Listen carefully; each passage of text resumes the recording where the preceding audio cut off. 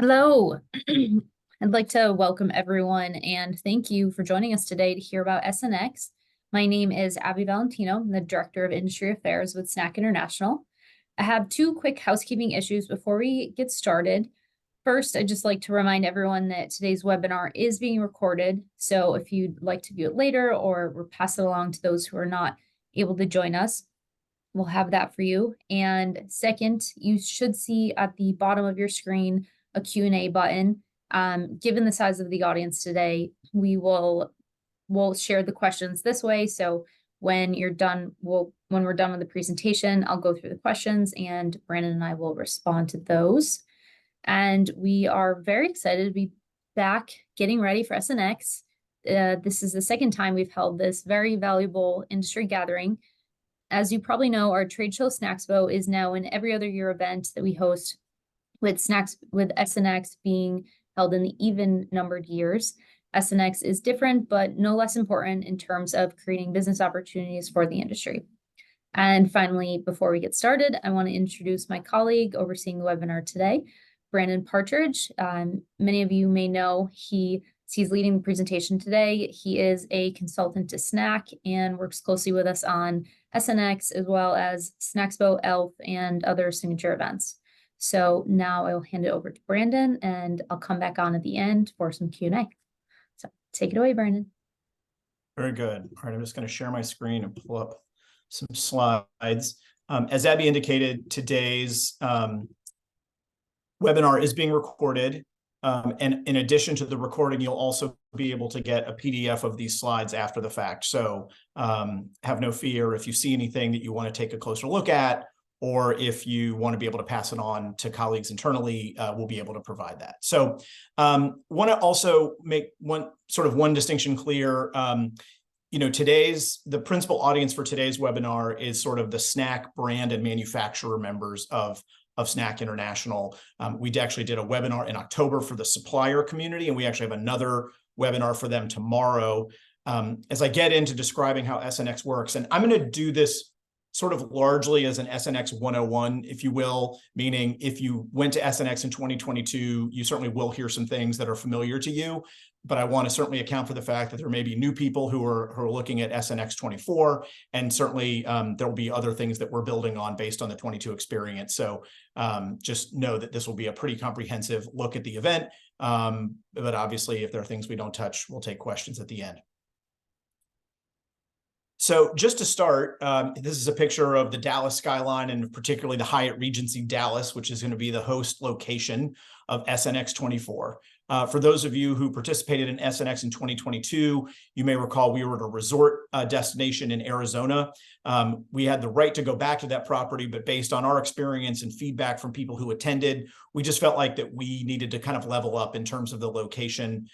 We certainly still wanted to make it a place that was easy to get to, easy to access. Dallas certainly generally provides that for most U.S. air travelers. And so we're excited about the Hyatt Regency Dallas as a host for this event.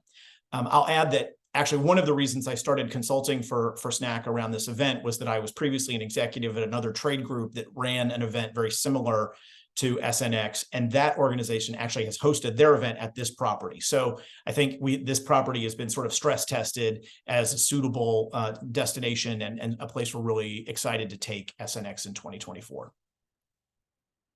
So starting very high level, what is SNX? As Abby explained, Snaxpo has a very long history within the SNAC International universe. I think you all and the SNAC team and leadership collectively, I think, concluded a few years ago that maybe an annual traditional trade show was maybe no longer really what the industry needed. You don't necessarily, make chips and pretzels and extruded products differently every 12 months, and that maybe that was more than was required. But what else could the industry do in terms of a way to gather, to propel forward, and to actually help people accomplish their commercial objectives? And so out of a sort of a deliberative process involving a lot of people, SNX was born. We refer to SNX as the SNAC industry's premier education and collaboration forum. It occurs every other year, as Abby said, now in the even numbered years. It is, as sort of I referred previously, it is hotel-based meetings instead of convention-based exhibits. So that provides a number of key differences, some of which I'll enumerate on the next slide. But just importantly, this is not a big physical production the way a trade show is. It is much more about people, about human connection, about people doing business in a one-on-one way, but sort of still gaining the benefits of a large-scale gathering in terms of attendees and participation. We aspire to approximately 600 attendees and more than 90 suppliers. And I'll make sure, just to make sure this point gets driven home, I'll be talking over the course of the presentation about the role of the suppliers who would participate in SNX versus the role of snack producers, brands, manufacturers, and what have you. And just one sort of shorthand phrase that we use sometime to distinguish between SnackSpo and SNX, excuse me, is that SNX is more trade, less show, which goes to that idea of just it being a simpler production for those participating. SNX is sort of, I think, known principally for its one-on-one business meetings, but it certainly has a great deal more that goes into it. There are speakers, there is extensive education. We also hold the biennial snack tank pitch competition for startup snack brands. The supplier suites, which you'll hear more about, that is sort of the setting for these B2B meetings. The suppliers are part of their registration is obtaining these suites, and then that is where snack brands and manufacturers generally are invited to participate. There's certainly a little bit of gray in the boundary between manufacturers and suppliers, because sometimes co-manufacturers, for instance, operate as suppliers to brands, but then also customers of equipment companies. So, but certainly, and we can work with you to ascertain the right way for you to participate, and that really will depend upon whether your goals are around buying or selling. The other piece that happens, it's not entirely occurring within sort of hotel meeting rooms. We also have a large space we call the experience zone, which is sort of a small scale analog of a trade show floor. It's not booth based, but suppliers can obtain what are called collaboration kiosks, which just kind of provides them sort of a branded space to kind of locate themselves. And I'll talk more about the experience zone and how it's laid out. But it's basically a way to get that sort of serendipitous interaction and sort of human connection that occurs when you're at a large industry event to complement the sort of the one-on-one time in the B2B meetings in the supplier suites. In terms of just sort of helping sketch out how the time lays out, it's basically a 3-day event, sort of arrival and setup on Sunday, April 14th of next spring in Dallas. That day is attendee arrival. There's a welcome reception in the late afternoon. And then our keynote address, I'll talk a little more about that a little later. We'll kick off sort of the education component of the event, and then we'll have an opening party that evening. Monday and Tuesday are really in the same way this is true at SnackSpo, are sort of the core days of doing business. We start off with some education on Monday morning, but then we do 4 hours in the experience zone, really where you're able to get your eyes on who is there, make some new connections that maybe you didn't have in advance. And then we end that day with 3 hours of supplier suite meetings. And then the second day, the supplier suite and experience zone time is kind of flipped. And that's on purpose, because the idea is that, you start in the experience zone, you may have like a meeting slot or two that's not scheduled, but you have that chance to come in contact with folks and still have the opportunity to kind of get a meeting on the books. We have plenty of meeting time on Tuesday. And then in the same way we opened with education on Sunday, we close with the snack tank pitch competition on Tuesday afternoon. And then we have the closing party on Tuesday evening. So what are the benefits of SNX? I mean, obviously, we've talked about the way in which maybe annual SnackSpo had lived out its utility, but what are the benefits of doing it this way? I've referred to some of these already, but number one at the top is just stronger one-on-one connections. Certainly when you go to a trade show, that's, I think of a trade show as more like a volume play, if you will. Your success is based upon connecting with a high number of volume of people. You don't necessarily have sort of breakthrough business meetings and conversations in sort of the booth environment. Now, you may make arrangements to meet with somebody outside of that space, but SNX is really about drilling down on the one-on-one connections to do business directly face-to-face.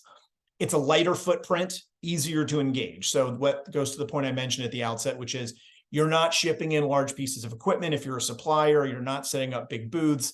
If you're an attendee, you're not even faced with sort of the acres of acres of sort of exhibit space to walk through. It's a more intimate gathering, and your sort of deeper connections will be made, in sort of pre-scheduled opportunities. And I'll talk about the scheduling process and how that occurs. Really allows you to focus on your partners and your team. And by your partners, in the case of the snack manufacturers, I'm really talking about your suppliers and the people that are there to meet with you. The intimacy of the private meetings, but still the organic interaction of a larger event. So that's really what we're trying to achieve with the combination of the supplier suite time and the time in the experience zone. And, we talk about sort of thinking outside the box, and SNX allows us to get outside the booth to interact with suppliers in new ways. It's a different way to connect, a different way to interact, but definitely in the same way that a trade show is very focused on business, on commercial objectives, and about how, in your case, the suppliers can help you sort of level up and achieve what you want in the year ahead. This is the opportunity to do that in this type of environment. One thing, everyone's, depending on sort of your role and the type of company you are, this is going to vary for people. But, one of the things we really emphasize is the volume of face-to-face contact that you can have in a 2 to 3 day period is just such a massive savings over what it would cost to replicate that experience outside of SNX.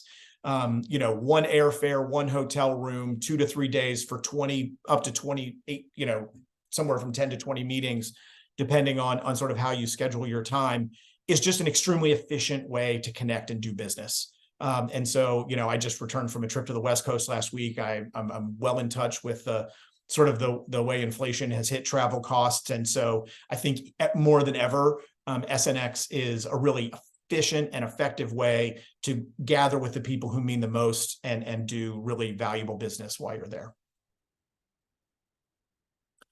Next two slides, this slide and the next slide, are images of the different types of suites. I want to, as I sort of mentioned at the outset, the supplier companies reserve these rooms as part of their registration. So if you are a producer member, as we call it within SNAC, or a brand or a manufacturer, a customer, if you will be invited to meetings at these rooms. So you're not, obviously you have to get a room for yourself to stay, but you're not it's not your role to sort of obtain these meeting spaces. The suppliers are handling that. So there's a few sort of more higher end, the presidential and sky suites, and then sort of the larger number are sort of the sunset and sort of standard suite style, where it's either a meeting room, a suite with a meeting room, or a hotel room that's been converted into sort of a meeting room setup, as you see on the right side of this slide. But that is how, this will be in the Hyatt, which we saw in the opening slide.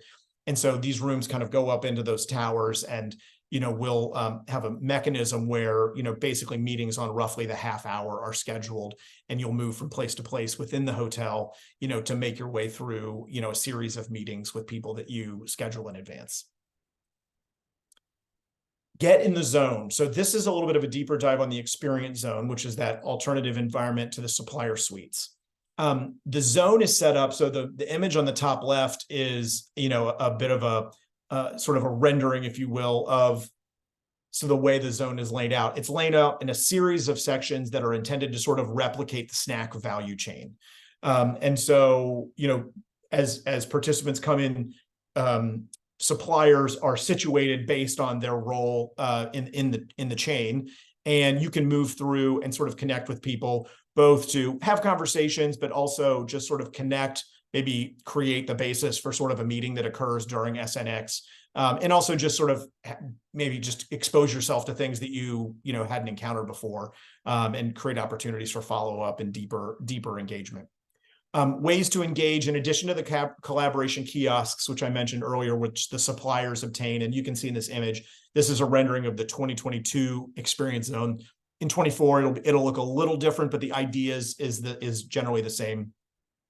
We have some engagement areas, which are sort of interactive opportunities, which I'll talk about a little bit later. And then also within the experience zone, there's what we call snack bites, which is sort of short form in-room education that occurs, led by suppliers on sort of key technical and industry topics.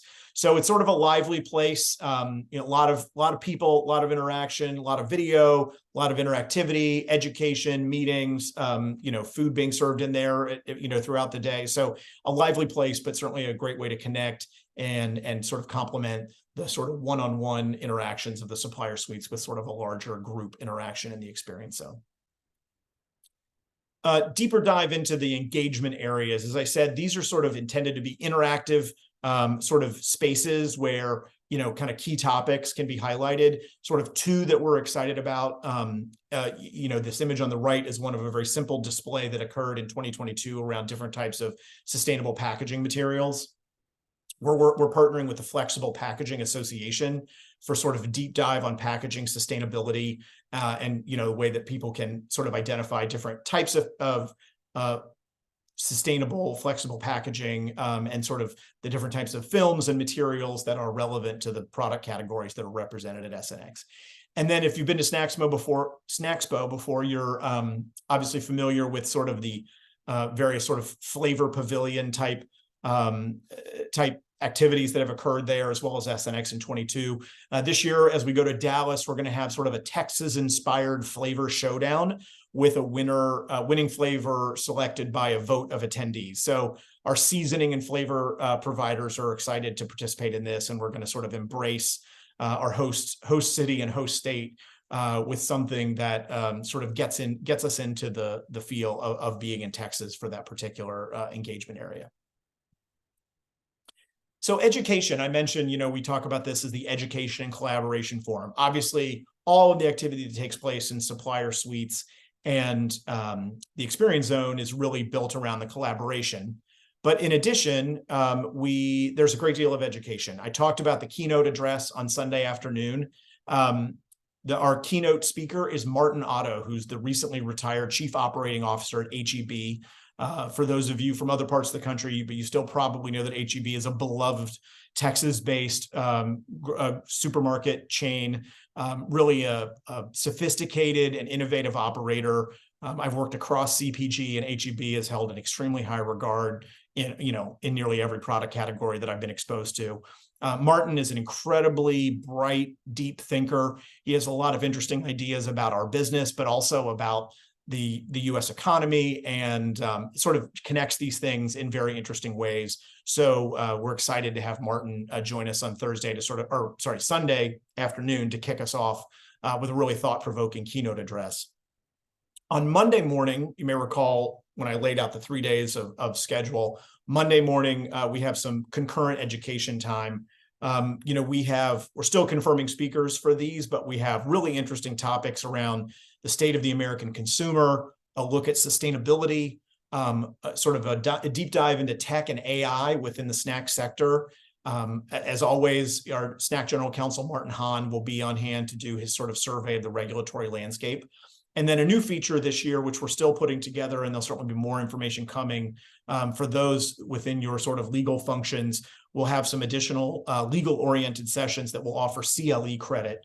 And so we're excited to be able to add that as sort of a benefit and a feature. And if you have people from your legal departments that are interested in that, we're happy to connect you and learn more about what they'll be offering.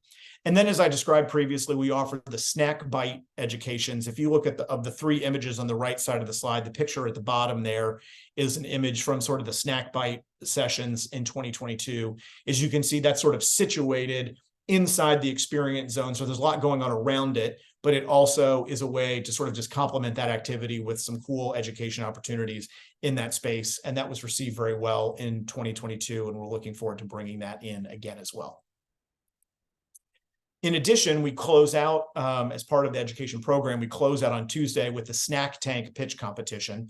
We've done this 2 times previously. It's a really exciting event. I work, as Abby said, I'm a consultant to Snack, so I work deeply with Snack, but also I work across other food categories.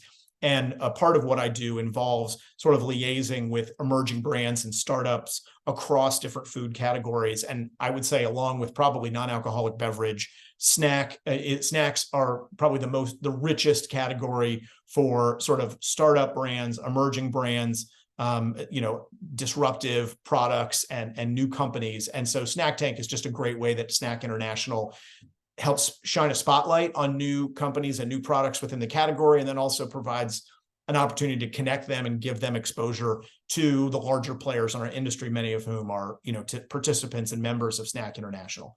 So the startups will apply. We'll have a panel that evaluates them early in the year. We'll select a list of finalists who will be on site in Dallas. They will present the five finalists will present on Tuesday afternoon. We're always joined by sort of a celebrity, if you will, speaker and judge. And this time we're excited to have Damon John, who is well known to any of you who watch ABC Shark Tank, as he'll be joining us both as a judge and a speaker. We'll have a panel of people from across industry, across with different sort of disciplinary expertise across different disciplines. We are excited. We recently confirmed that Ryland Allen, who's a VP of snack merchandising at Walmart, will be in attendance at SNX and will be participating in Snack Tank as a judge. And we'll have more judge announcements coming soon. Picture at the bottom left there is one of the brands pitching to our panel in 22. The bottom right there is a bit of a group photo with some judges and some of the participants from 2022. It's a really exciting event. The startup brands get very into it. I think it comes at the end of a busy few days and it kind of leaves people feeling on a high note. So really a well done thing and a nice way to kind of wrap things up at SNX. So starting to come in for a landing here in the next couple of slides, and then we'll take some questions. But in terms of, I've talked a lot about, I think, other people, right? About the education, about the role that suppliers play, about sort of the speakers and so on. Looking at, at you, what does it take? How do you make SNX a success, and how do you make SNX successful for your company? So like Snaxpo, in the same way that a trade show, a bunch of really shiny, beautiful booths with nobody walking the aisles is not an effective trade show, right? So an effective trade show requires the suppliers to bring their wares and then the customers to come and walk through. SNX is no different. We ask that you engage sort of heartily with SNX, and not just with a person or two, but with a diverse delegation that reflects different functional requirements, whether it's product development or manufacturing or sort of essentially the end users, if you will, of the various suppliers that will be present at SNX. Talk a little bit here about the meeting process. So everyone who is registered at SNX will be populated into a scheduling platform that we make available. The scheduling platform will open up early in the new year, probably mid-January or so. Once you're registered, people who are interested in meeting with you will be able to basically send you a request. And if you are a customer if you're on the customer end of this equation, the thing I can just the strongest ask I can make of you is that you willingly engage and accept these meeting requests. The ability to meet with you, to sort of form these relationships and connections is a key reason why our suppliers invest in this event. And so it's really essential to kind of making it a success, that everyone feels like they have a relatively full dance card, if you will, to sort of make SNX successful. The other thing I really want to emphasize is register now. And what I mean by that, of course, is I want everyone to register. I wish you'd registered yesterday. But the thing that I really want to emphasize is that when you go to a trade show, and this is certainly true at Snaxpo, if the trade show starts on April 14th, you can register April 12th, and you'll show up and your badge will be ready, and it won't matter. You could have registered on April 12th or September 12th, and you'll have roughly the same experience. This event functions very differently. It depends upon the suppliers being able to identify attendees and make that outreach in advance. So in order for that to occur effectively, you and your peers need to be in the system. So I really do encourage you, if you think you're going to be attending, there's no reason to wait. If anything, you'll save some money the earlier you register. And so we encourage you to do that as soon as possible. If you're going to be bringing a group, which I hope you will, I always encourage, and this was a good learning based on the 2022 experience, is appoint someone who's sort of a quarterback for your team. And what I mean by that is, let's say you have 4 or 5 people. Someone may reach out to one member of your team, and then someone may, a separate company may reach out to 2 or 3 other members of your team. You may want to have some say in who is in which meetings, but you do need someone kind of with eyes across people's schedules to make sure that you're having that kind of control that I recommend trying to maintain. So whether it's somebody's executive assistant, whether it's somebody who will be on site, think internally. And if you have questions about how best to operationalize that, we're happy to talk with you to kind of talk about best practices based on what we experienced in 2022. Lastly, on this page, some of this is on the suppliers in terms of their outreach, but you're also able to make invitations and certainly should be on the lookout if there are people that you're interested in talking to. But start scheduling early. The culture of this event is still sort of being formed because it's only the second time we've had it. But I mentioned in my previous role, a previous position where I worked in an association that had an event similar to this, that event typically occurred in March and people were booking appointments in December. So, even though we get into the new year, you'll be like, oh, the event's not till April. Come the end of January, scheduling is going to start. And so I recommend being in the system, being focused on it, and being alert to when you see those messages coming in, whether it's requests or the opportunities to schedule meetings. So just hope that you will think of this as sort of a real resource for people across multiple disciplines within your company. And you'll bring people that reflect that so that you can engage with the full spectrum of suppliers who will be there across different sort of products and inputs and services and equipment and so on.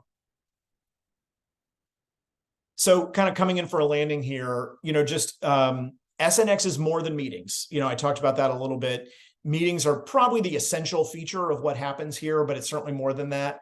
I was talking to somebody at another industry event last week about SNX, and they said, oh, is that like one of those speed dating events? And I cringed.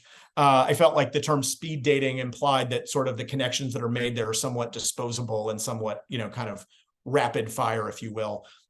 This is about connections, but it is about private, serious business being done in 30-minute increments. This is not, if you have seen, either experienced or seen, these sort of events where a hotel ballroom has like hundreds of two-top tables where people, slide across and have, dozens of interactions across an afternoon. This is, a really happy medium where you are getting a lot of contact, but it is serious business being conducted there. And I hope people think of it that way. But in addition to that, it's also about the education. It's about the networking. It's about the experience of the snack tank competition and everything that brings together. It's a signature gathering of our industry and our category, and it reflects all of the various components of who is there and sort of what they desire when they come together.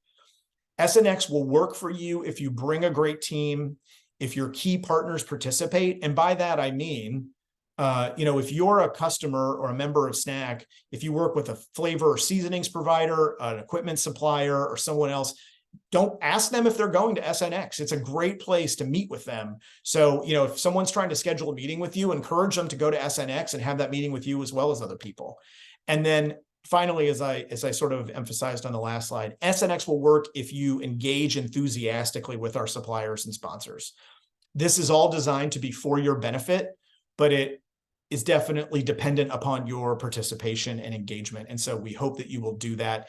It is designed to be a significant value add to both your commercial objectives as well as the other parties involved. And if you, understand what your goals are, what your needs are going to be in the coming year or two, and can kind of go with a real plan about who you need to see and what you want to accomplish while you're there, it will be an enormously valuable experience, especially going back to the point I made about halfway through about just the volume of in-person interactions you can have based on a single sort of trip and a couple of days. The amount of business that can be accomplished there is just really efficient and really high impact.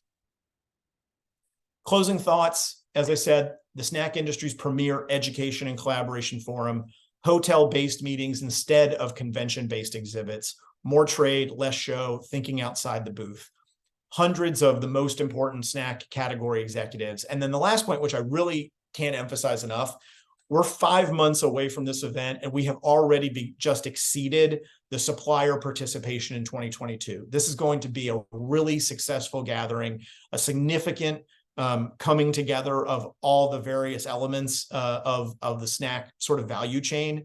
And it really depends upon your presence, but I think I don't want you to do this as a favor to us. I want you to do this as a favor to yourselves because of how much value and how much you will also capture by being there and engaging enthusiastically.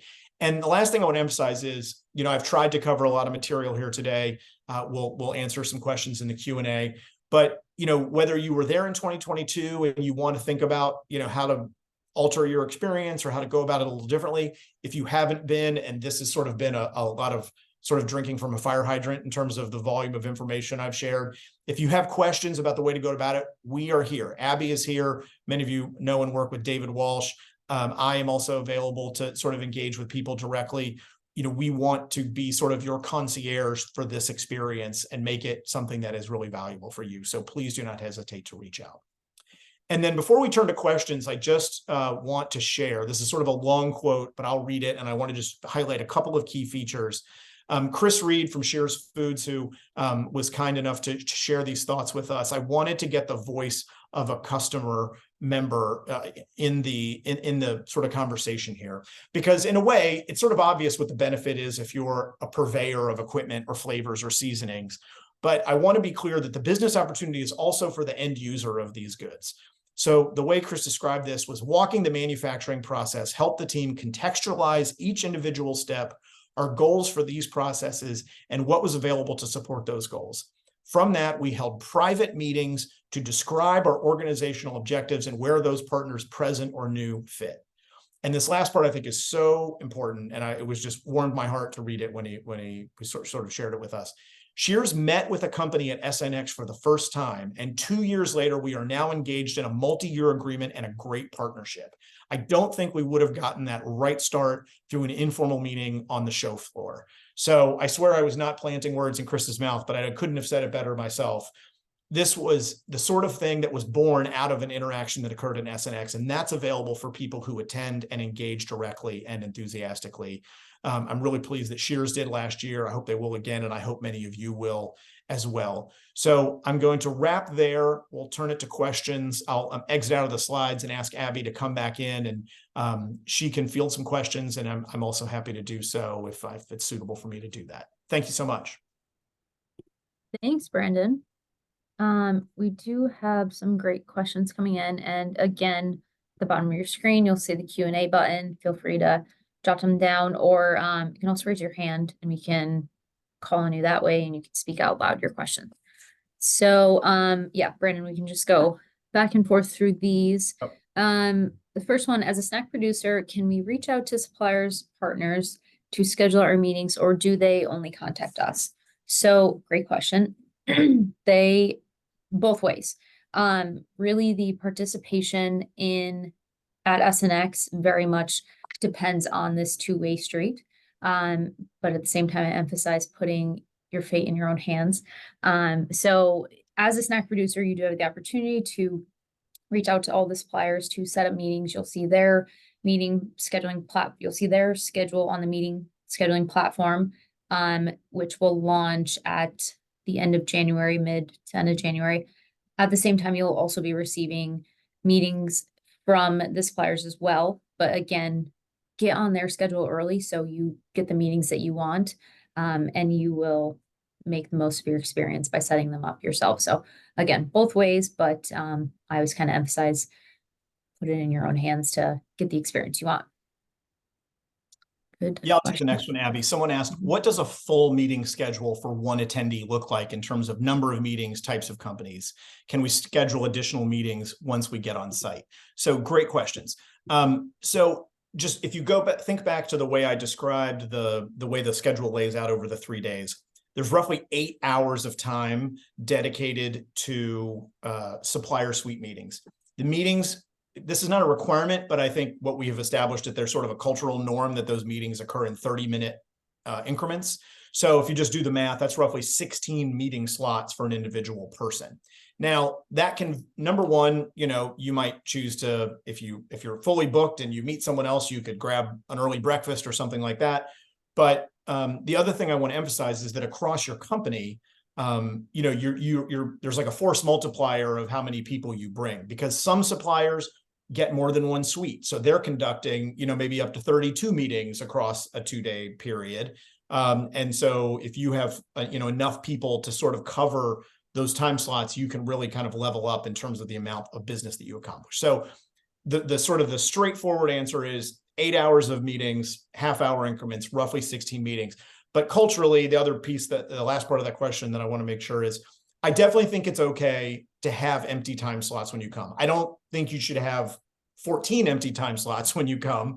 But I think, if there's 8 hours and you've got 6 or 6.5 hours worth of meetings booked with some openings, I think that's where the experience zone time and the networking time really provides you those opportunities to sprinkle in those final appointments. So absolutely, I think people will come with some open slots. But I think the majority of the booking will certainly occur in advance. And I think that was our experience in 2022. And I expect that will be the case again.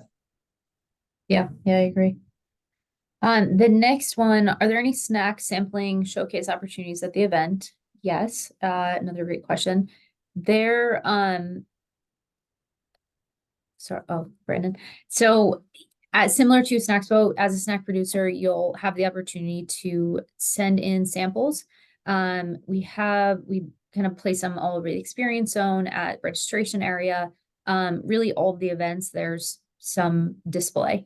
So we welcome any and all snacks that you guys send in. Absolutely.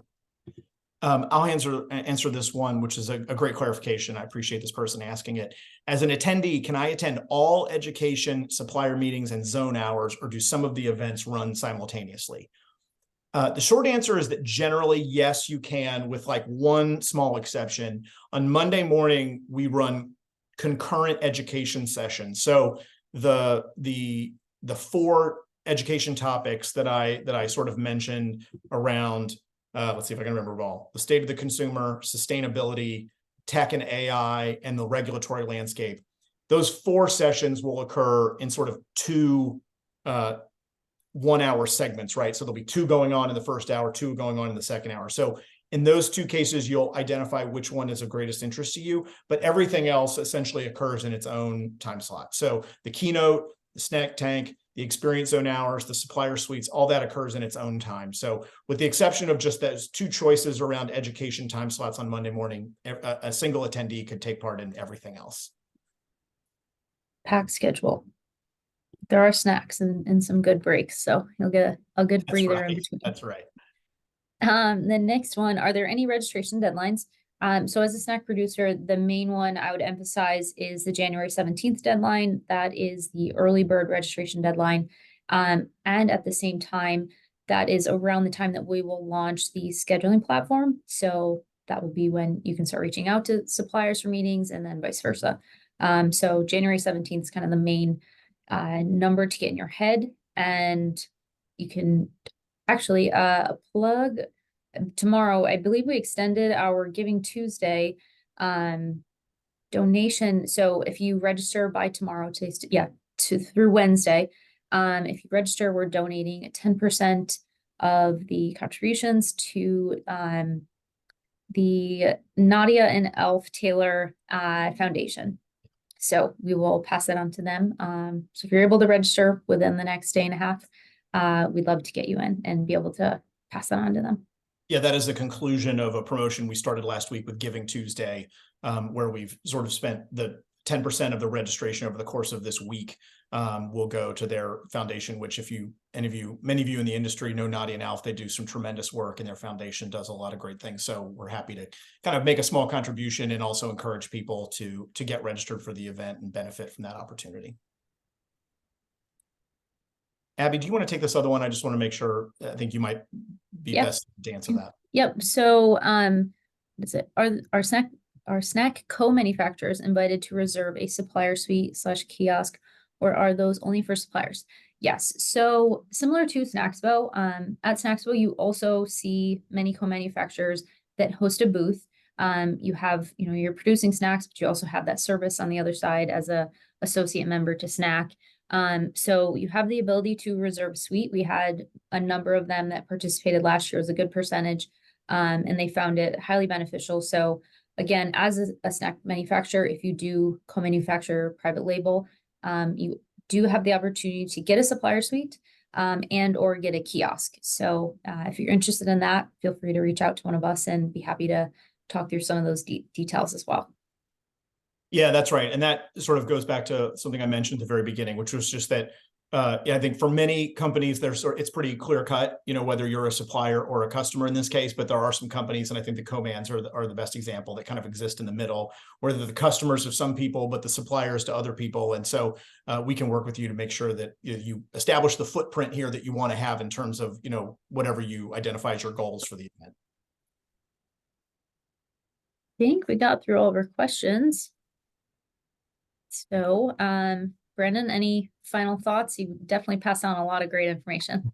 Sure. I just remind everyone, as Abby said, this webinar has been recorded, and we'll also, when we distribute the recording, we'll also send a PDF of the slides, so you can share that internally if you want to have a conversation with people that you think from your company ought to be in attendance.